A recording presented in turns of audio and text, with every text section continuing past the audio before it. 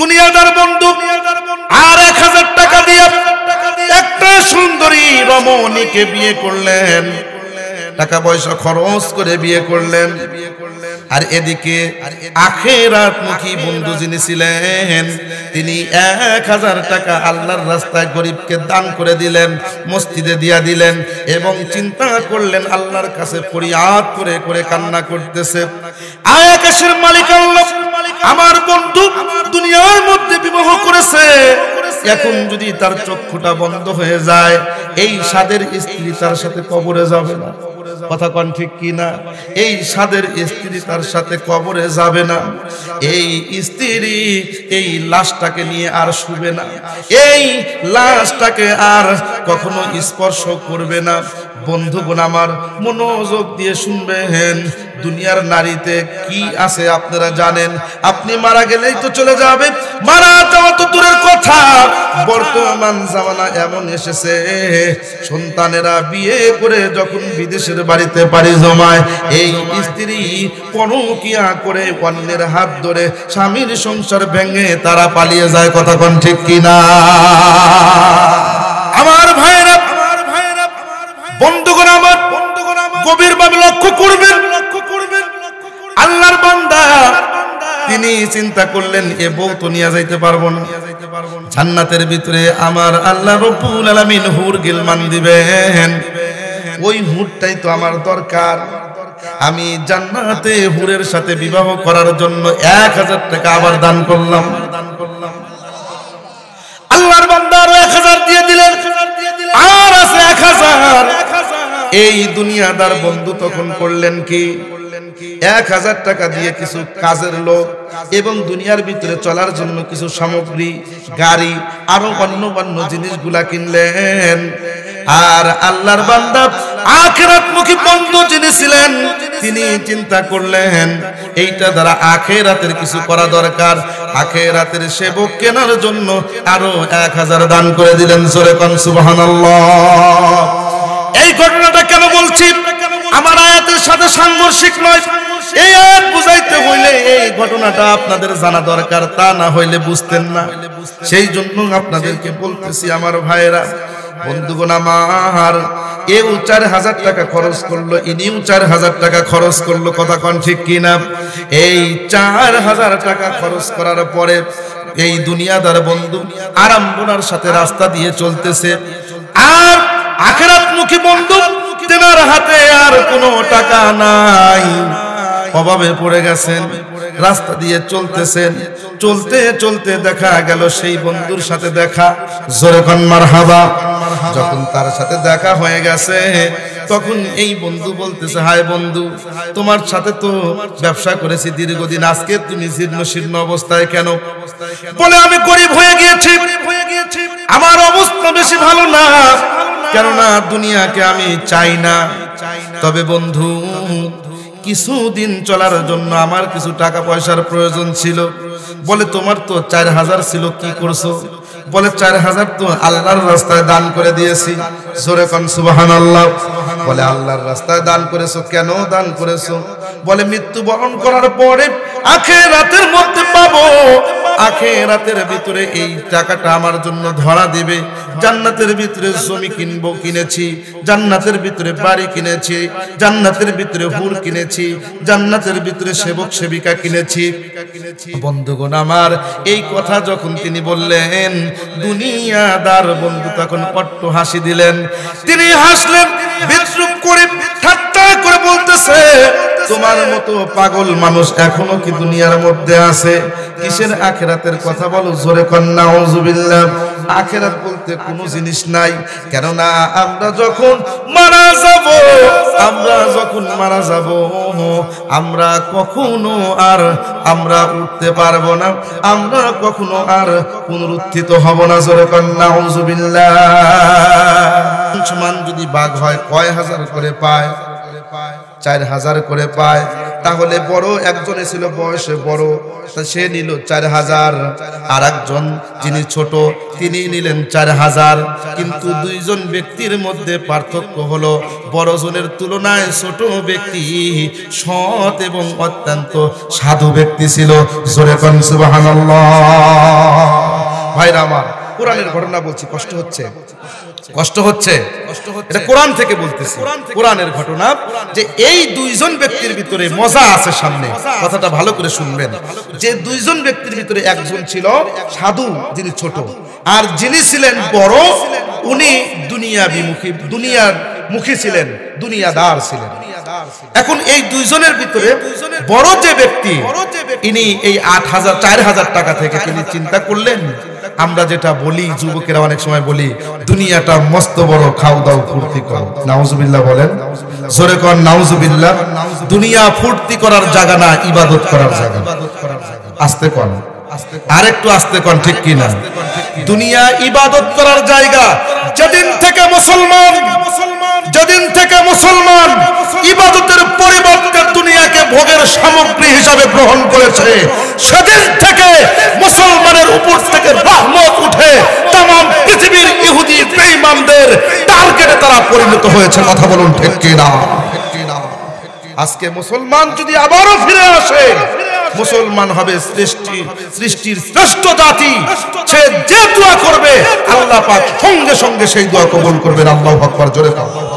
সেই জন্য বন্ধুগণ আমার, আমরা নিজেদের কপাল নিজেরা পুড়িয়েছি, নিজেদের কপাল নিজেরা পুড়িয়েছি। আল্লাহর রাসূল বলেন সূরা ফাতিহা হলো সমস্ত রোগের ওষুধ। পড়ে যে নিয়াতে পড়ে ফুঁ দিবা সেটাই কাজ হয়ে যাবে। সাহাবায়ে কেরাম এমন কাজও করেছেন, জোরে কোন সুবহানাল্লাহ, হাদিসের ভিতরে পাই। সুতরাং সাহাবায়ে কেরাম পড়েছেন, কাজ হয়েছে। আমি আর আপনি পুরা কোরআন শরীফ পড়ে ফুঁ দেই, তারপরেও কাজ হয় না, তাহলে বোঝা গেল কোরআনে অ্যাকশন নাই। তাই কথা কোন, কোরআনের পাওয়ার ঠিক আছে, আমার আর আপনার মুখের পাওয়ার নাই। কথা বলেন ঠিক কি না? আমি আর আপনি মুখ দ্বারা মিথ্যা কথা বলি, আমি আর আপনি মুখ দ্বারা হারাম মাল ভক্ষণ করি, আমি আর আপনি মানুষের গীবত করি, শিকায়েত করি, চর্চা নিন্দা করি। ও মুসলমান, আমি আর আপনি নিজের মুখকে অপবিত্র করে ফেলেছি। এই মুখটা এমন ছিল যেই মুখ দিয়ে আল্লাহকে ডাকতে দেরি, লাব্বাইকা আব্দি বলে হাজিরা দিতে আল্লাহর এক মুহূর্ত দেরি হইতো না, আল্লাহ সঙ্গে সঙ্গে রাজি হয়ে যাইতেন। আমাদের দোয়ার পাওয়ার কই গেল? বলে আমাদের দোয়া আমরা করতেছি ঠিক আছে, কিন্তু আমরা আজকে প্রকৃতপক্ষে মুসলমান হতে পারি নাই। আজকে আমাদের মুখকে একদম অপবিত্র করে ফেলেছি। এই মুখ দিয়ে কোরআন পড়ার কথা ছিল, কোরআনের পরিবর্তে আমরা গান বলি।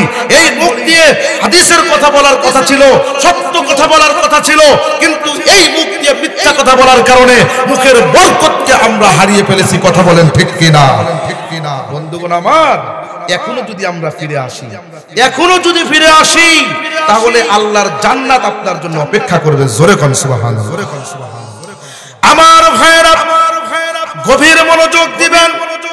আমি যে বিষয়টা বলতেছিলাম, ওই দুই বন্ধু, একজন হলো দুনিয়াদার আর একজন হলো আখিরাতমুখী, আল্লাহ বিরু।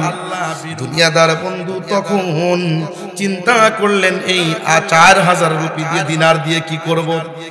এখন যদি মারা যায় এইটা রেখে চলে যাইতে হবে, সুতরাং দুনিয়ার ভিতরে থেকে ভোগ করি। ভোগ করার জন্য কি করলেন আমার ভাইয়েরা? মনোযোগ দিয়ে শুনবেন। এই বন্ধু তখন 1000 দিনার দিয়ে একটা জমি ক্রয় করলেন। জমি ক্রয় করার পর তিনি আর 1000 টাকা দিয়ে একটা বাড়ি নির্মাণ করলেন। অন্যদিকে আল্লাহওয়ালা বন্ধু যিনি ছিলেন, তিনি চিন্তা করলেন 1000 টাকা দিয়ে আল্লাহর বান্দা একটা জমি ক্রয় করেছে, আর 1000 টাকা দিয়ে তিনি একটা বাড়ি বানাইছে। আর এই দুনিয়া তো ক্ষণস্থায়ী, দুনিয়ার জীবন থেকে কখন যাইতে হবে জানি না। বন্ধুরে, এই দুনিয়ার মধ্যে বিল্ডিংটা বানাইলাম, 7 তলা বিল্ডিং বানাইলাম, 10 তলা 100 তলা বিল্ডিং বানাইলাম।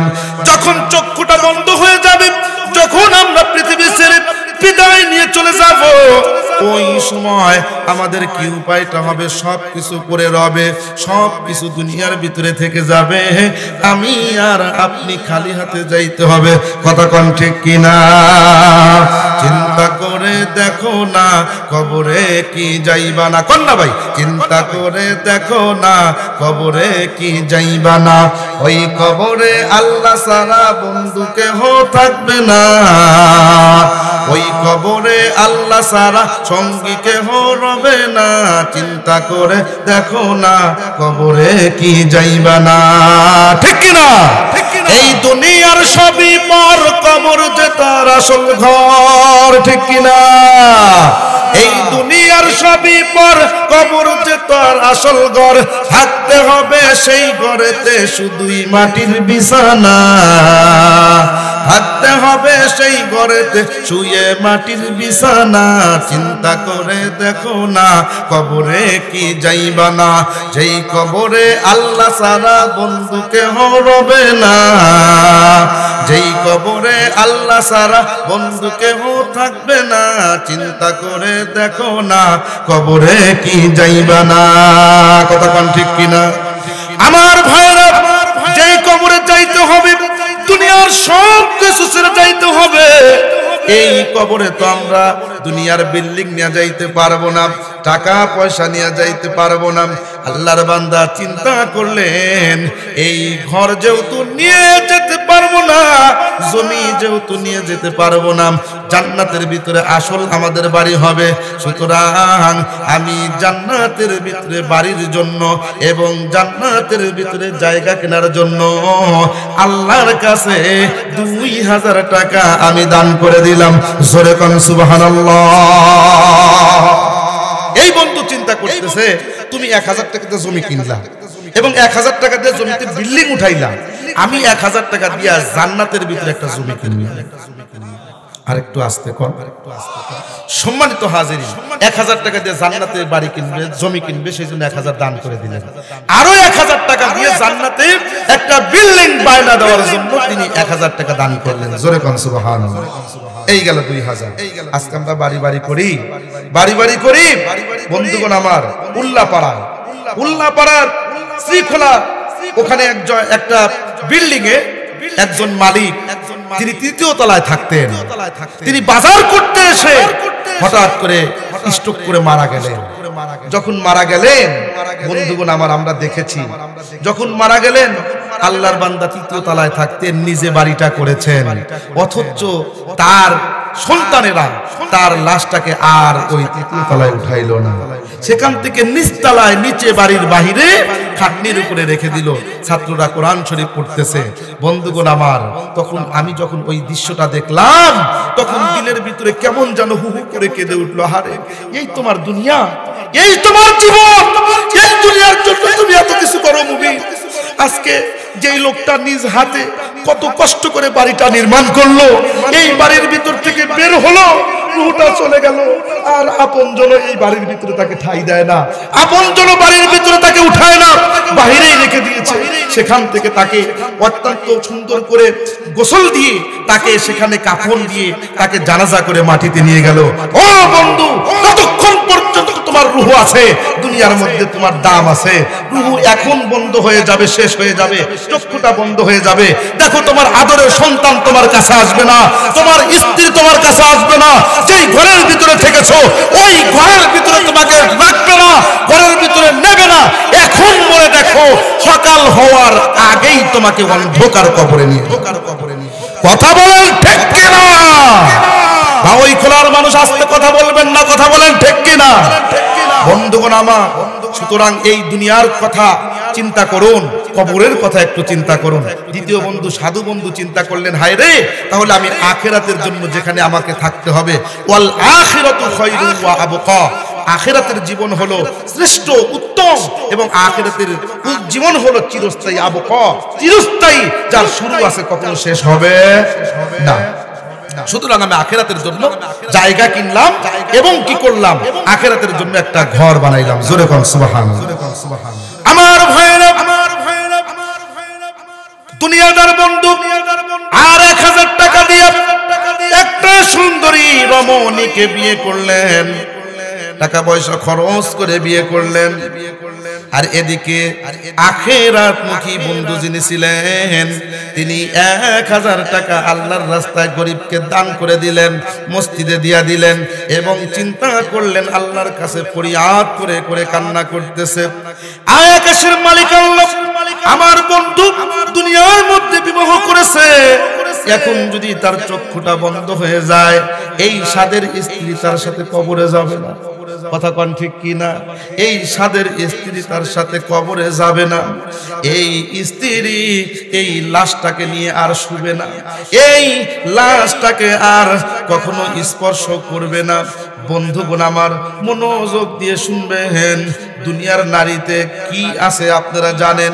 আপনি মারা গেলেই তো চলে যাবে, মারা যাওয়া তো দূরের কথা, বর্তমান জামানা এমন এসেছে সন্তানেরা বিয়ে করে যখন বিদেশের বাড়িতে পাড়ি জমায় এই স্ত্রী পরকিয়া করে অন্যের হাত ধরে স্বামীর সংসার ভেঙে তারা পালিয়ে যায়। কথা কোন ঠিক কিনা?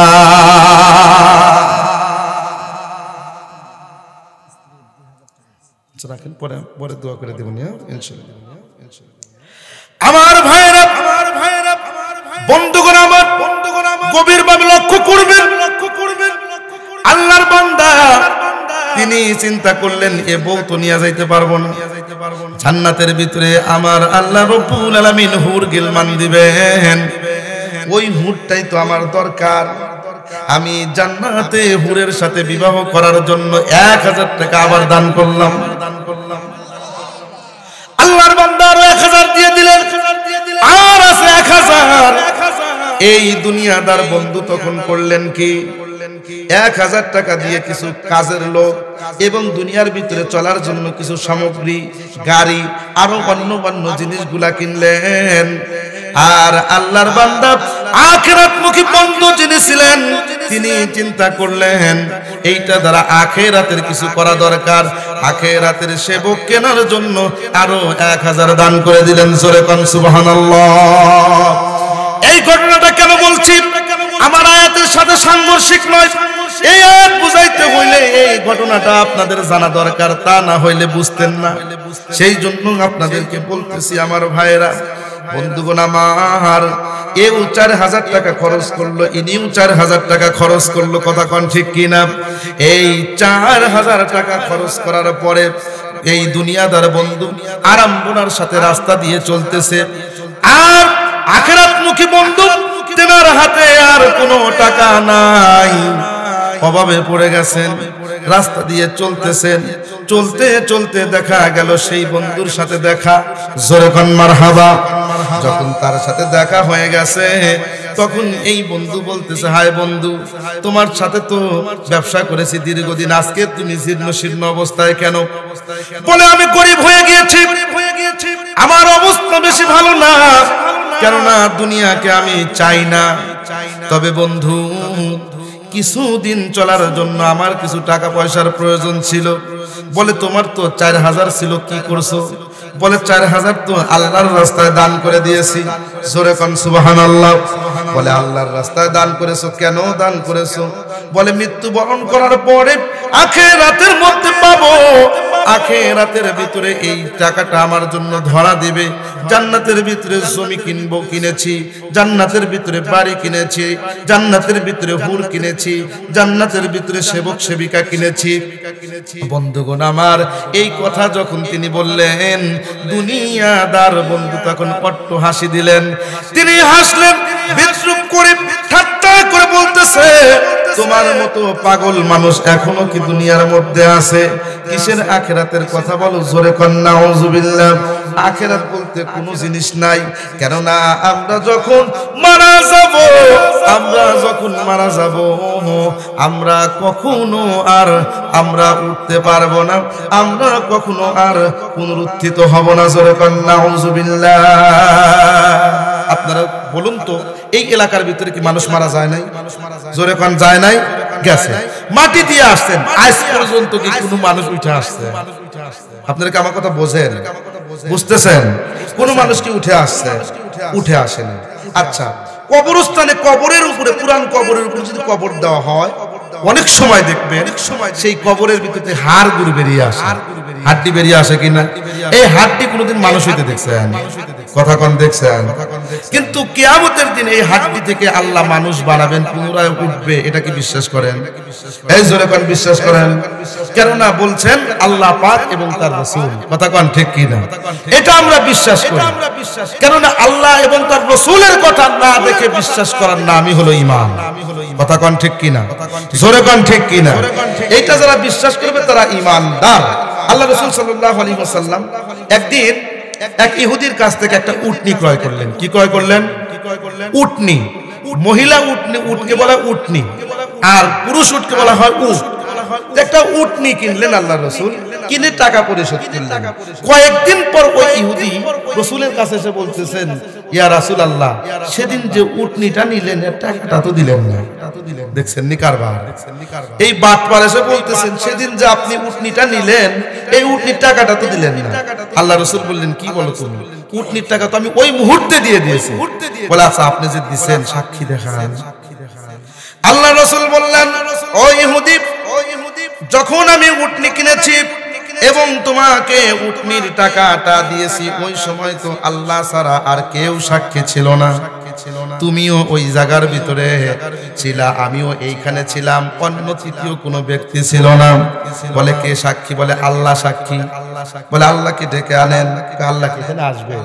আল্লাহ তো আছে, কিন্তু আল্লাহ তো বলবে না। বলে, সাক্ষী যদি না দিতে পারেন তাহলে টাকা দেন। দেখছেন নি? চাপে ফেলায় দিছে। আল্লাহ রাসূল বলেন, দিয়েছি। ইহুদি বলে, দেন নাই। আল্লাহ রাসূল বলেছেন, দিয়েছি। বলে, দেয় নাই। পাশেই রাসূলের একজন সাহাবী ছিল, নাম হলো তার খুজাইমা। মারহাবা জোরে কর। হযরতে খুজাইমা রাদিয়াল্লাহু তাআলা আনহু আল্লাহ রাসূলের কাছে এসে বলতেছেন, ইয়া রাসূলুল্লাহ, অবশ্যই আপনি উটনির দাম দিয়েছেন। আল্লাহু আকবার। আল্লাহর রাসূল সাল্লাল্লাহু আলাইহি ওয়াসাল্লাম খুজাইমার কথা শুনে খুশি হলেন। বলতেছেন, হে খুজাইমা, তুমি যে বলতেছো উটনির দাম আমি পরিশোধ করেছি, তুমি কি দেখেছো? বলে, না। আমি যখন উটনি ক্রয় করেছি এবং টাকা যখন দিয়েছি, ওই সময় ইহুদি এবং আমি ছাড়া অন্য কোনো ব্যক্তি ছিল না। তুমিও তো সেই জায়গার ভিতরে ছিলে না, তাহলে কিভাবে তুমি সাক্ষ্য দিচ্ছ যে আমি উটনির দাম পরিশোধ করেছি? হযরতে খুজাইমা রাদিয়াল্লাহু তাআলা আনহু আল্লাহর রাসূলকে বলতেছেন, ইয়া রাসূলুল্লাহ, ইয়া হাবিবাল্লাহ, আমরা কি আল্লাহকে দেখেছি? বলে, না। আমরা তো আখিরাতকে দেখেছি? বলে, না। আমরা কি জান্নাত দেখেছি? বলে, না। আমরা কি জাহান্নাম দেখেছি? বলে, না। ইয়া রাসূলুল্লাহ, জান্নাত দেখি নাই, জাহান্নাম দেখি নাই, আমরা আল্লাহকেও দেখি নাই, কিন্তু আপনি হলেন সত্য রাসূল। আপনি আমাদেরকে বলেছেন জান্নাত আছে, জাহান্নাম আছে, আল্লাহ আছে, এগুলা দেখি নাই। না দেখে এই বিষয়গুলো বিশ্বাস করে ঈমান আনছি গো নবী। আপনার এই জিনিসগুলা শুনে ঈমান যদি আনতে পারি, এই কথাগুলো তো আপনি কখনো মিথ্যা বলেন নাই। আর ইহুদির উটনির টাকা নিয়ে আপনি মিথ্যা বলবেন, এটা হতে পারে না। ইয়া রাসূলুল্লাহ, আপনি জান্নাতের কথা বলেছেন, জাহান্নামের কথা বলেছেন, আপনি আল্লাহর কথা বলেছেন, না দেখে নির্দ্বিধায় বিশ্বাস করছি গো নবী। আপনি উটনির দাম দিয়েছেন, এটাও আমি খুজাইমা বিশ্বাস করি। জোরে কোন সুবহানাল্লাহ। আল্লাহর রাসূল এত খুশি হলেন, এত আনন্দিত হলেন, অত্যন্ত খুশি হয়ে আল্লাহ রাসূল সাল্লাল্লাহু আলাইহি ওয়াসাল্লাম খুজাইমার জন্য দোয়া করলেন এবং বললেন, ও সাহাবী, দুনিয়ার ভিতরে কেউ যদি সাক্ষী দেয় তাহলে 2 জন সাক্ষী লাগে, কোনো কোনো ক্ষেত্রে 4 জন সাক্ষী লাগে, কিন্তু আজকে খুজাইমা তুমি যে সাক্ষ্যটা দিয়ে দিয়েছো, তোমার সাক্ষ্যটাতে আমি রাসূল এত খুশি হয়েছি। তুমি সাক্ষ্য দিলে পরে 2 জন সাক্ষী লাগবে না, 3 জন সাক্ষী লাগবে না, 4 জন সাক্ষী লাগবে না, 2 জন সাক্ষীর পরিবর্তে তোমার একাই সাক্ষী 4 জনের কায়মকাম হয়ে যাবে। বন্ধুগণ আমার, তোমার সাক্ষীটা একাই সাক্ষ্য দিলে 2-4 জনের কায়মকাম হয়ে যাবে। এটাই তোমার জন্য যথেষ্ট হয়ে যাবে। ও বন্ধুগণ আমার, তাহলে দেখেন না দেখে বিশ্বাস আমরা করছি কিনা। আপনাদেরকে বলতেছিলাম এই এলাকার মধ্যে কবরস্থান থেকে যেই হাড্ডিগুলো বের হয়েছে কোনোদিন মানুষ হইতে আমরা দেখি নাই, কিন্তু বিশ্বাস করি একদিন তারা উঠবে। কথা কোন ঠিক কিনা? কিন্তু দুনিয়াদার বন্ধু তিনি ডেকে ডেকে বলতেছেন, ও বন্ধু তুমি তো কোনোদিন দেখো নাই, আমিও কোনোদিন দেখি নাই। আমাদের কবরস্থান থেকে কোন মাটি থেকে মানুষ হইল কোনোদিন দেখি নাই। সুতরাং কিয়ামত পর্যন্ত কোনোদিন উঠবে না, আসবে না। সুতরাং আখিরাত বলতে কোনো কিছু নাই, এই জিনিস তুমি বিশ্বাস করিও না। নাউজুবিল্লাহ। বলে এই জিনিস তুমি বিশ্বাস করো না, কেননা মৃত্যুর পরে মইরা যাবে, এরপরে কি হাড্ডি থেকে আবার মানুষ হবে? এটা অসম্ভব ব্যাপার।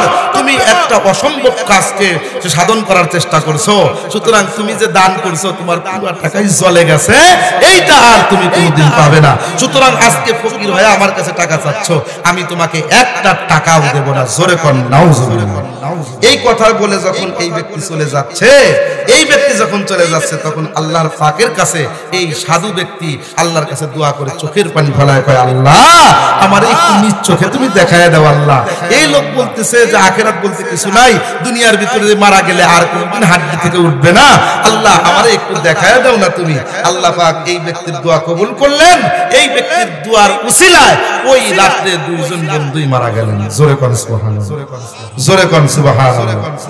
দুইজন বন্ধু মারা গেলে পরে আল্লাহ পাক একজনকে জান্নাতে দিলেন। কাকে? ওই সাধু ব্যক্তি, সাধুকে জান্নাতে দিলেন। এবং আরেক ব্যক্তি যে রয়েছেন দুনিয়াদার, তাকে জাহান্নামের ভিতরে দিলেন।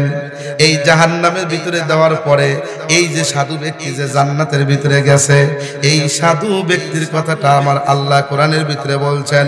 সাধু ব্যক্তি জান্নাতের মধ্যে সামনাসামনি বসার পরে একজন আরেকজনকে জিজ্ঞাসা করতেছেন। এই ব্যক্তি বলতেছেন, ক্বালা কাইলুম মিনহুম ইন্নী কানা লি করিন। আর একটু জোরে বলুন আল্লাহু আকবার।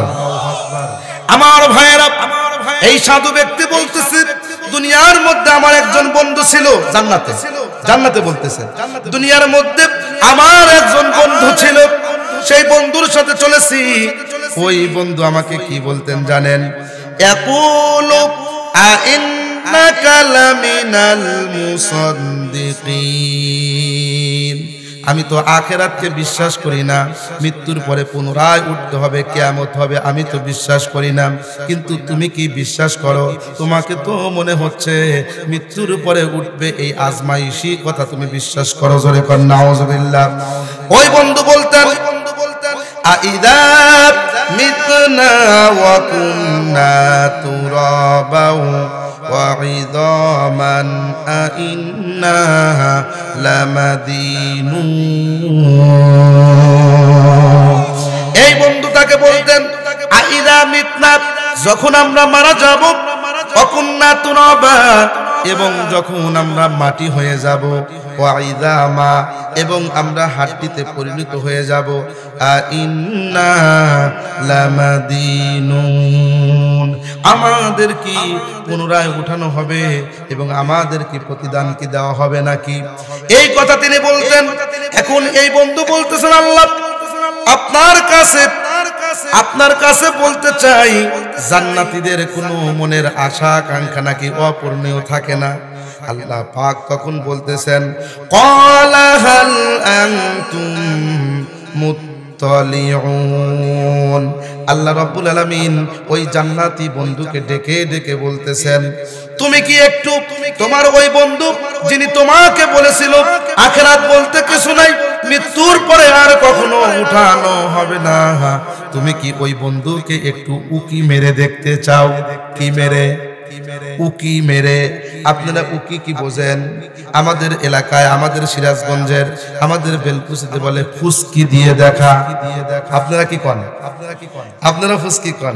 আসলে সিরাজগঞ্জের ভাষাগুলো আমাদের কাছে সুন্দর, কিন্তু বাহিরে মানুষের কাছে অসুন্দর। এক এক জায়গায় এক এক রকম ভাষা আছে না নাই? এ সৌন্দর্য দিয়েছেন কে? আরেকটু জোরে বলুন কে? দেখেন আমাদের ভাষা, আমাদের কিছু যদি হারিয়ে যায় তাহলে শুদ্ধ ভাষা হলো খুঁজে নিয়ে আসি, আর আমরা বলি উটকায়া নিয়ে আসি। ঠিক কি না? কথা বলেন ঠিক কি না? এরকম আমাদের অনেক ভাষা, আমরা বলি আমাদের, আর শুদ্ধ ভাষা হলো আমাদের। সিরাজগঞ্জে আমরা বলি আঙ্গরে। কথা কোন ঠিক কি না? আমরা বলি আঙ্গরে। আবার কাউকে যদি নিয়ে যাই, আমরা যদি বলি চলো চলো যাই, আমাদের সিরাজগঞ্জে ভাষায় কয় নু যাই। কথা কোন ঠিক কি না?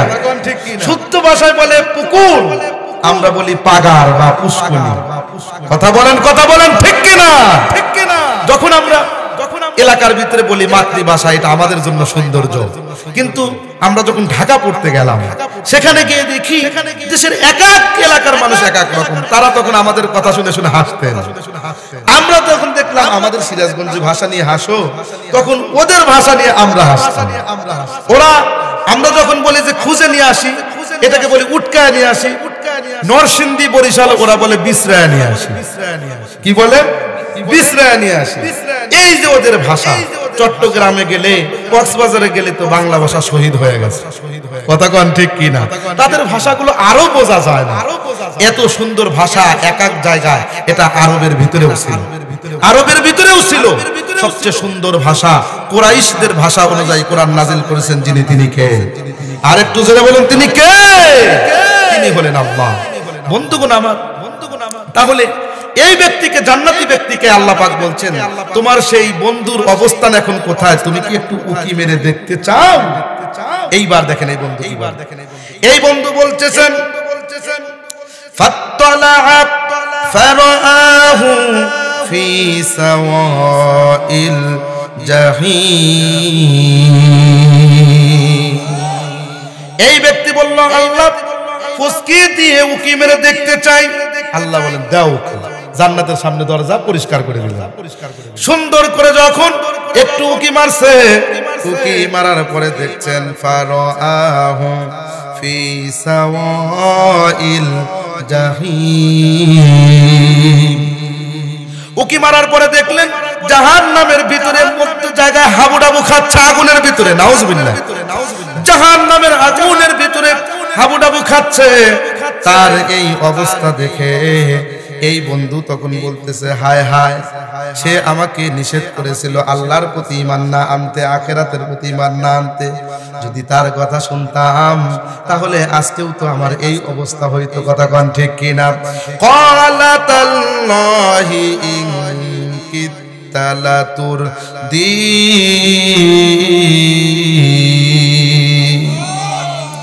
আজকে যদি আমরা সেদিন যদি তোমার কথা যদি শুনতাম তাহলে তোমার মতো আজকে আমারও হাবুডাবু খাওয়া লাগতো। কিন্তু আমার আল্লাহ আমাকে বাঁচাইছেন। ও বন্ধু, দেশের ভিতরে হিন্দু আছে না নাই, খ্রিস্টান আছে না নাই, বৌদ্ধ আছে না নাই, তাদের মধ্য থেকে বিনা দরখাস্তে মুসলমান বানিয়েছেন যিনি, জবানটা খুলে বলুন তিনি কে? তিনি হলেন আল্লাহ। এটা হলো আল্লাহর নিয়ামত। এই নিয়ামতের শুকরিয়া আদায় করে কখনো আপনি শেষ করতে পারবেন না। বন্ধুগণ আমার, আল্লাহ পাকের কথা বলছেন ওয়ালাউলা নি'মাতু রাব্বি লাকুনতু মিনাল মুহদারিন। আল্লাহু আকবার। কোরআনের আয়াত শুনতেছেন, প্রত্যেকটা আয়াতের বিনিময়ে একটি করে নেকি লিখে দিচ্ছেন তিনি কে? আল্লাহ পাক লিখে দিচ্ছেন। এমন কোরআন আমরা পাইছি বাজান, যে কোরআন শুনলে পরে নেকি, দেখলে পরে নেকি, যেই কোরআন পড়লে পরে নেকি, যেই কোরআনের দিকে তাকাইলে পরে মানুষের মলিন হৃদয় ভালো হয়ে যায়। জোরে কোন সুবহানাল্লাহ। আপনার মন খারাপ হয়েছে, একটু কোরআন পড়ে দেখুন। আপনার খারাপ লাগতেছে, একটু কোরআনটা বুকে নিয়ে দেখুন। আপনার দিলটা পরিষ্কার করে দিবেন যিনি, তিনি কে? তিনি হলেন আল্লাহ।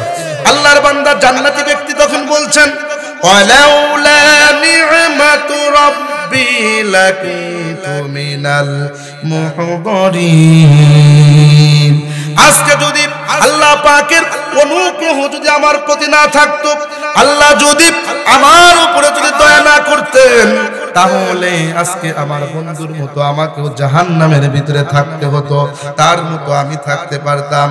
আল্লাহর কাছে তখন তিনি বলতেছেন আফামা নাহানু বিমাইয়িতিন, এই জান্নাতের ভিতরে যে আসতে পেরেছি এই জায়গায় কি আমাদের কোনো মৃত্যু হবে নাকি? আমরা কি এই জায়গায় মারা যাব নাকি? ইল্লা